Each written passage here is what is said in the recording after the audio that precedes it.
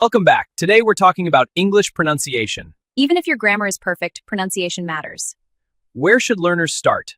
Start with listening. Practice speaking out loud every day. Does shadowing help?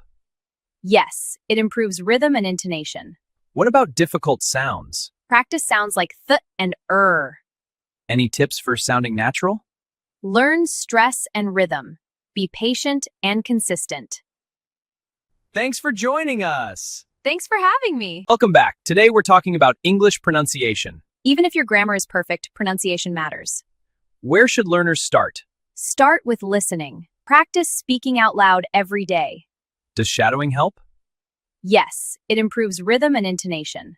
What about difficult sounds? Practice sounds like th and Any tips for sounding natural?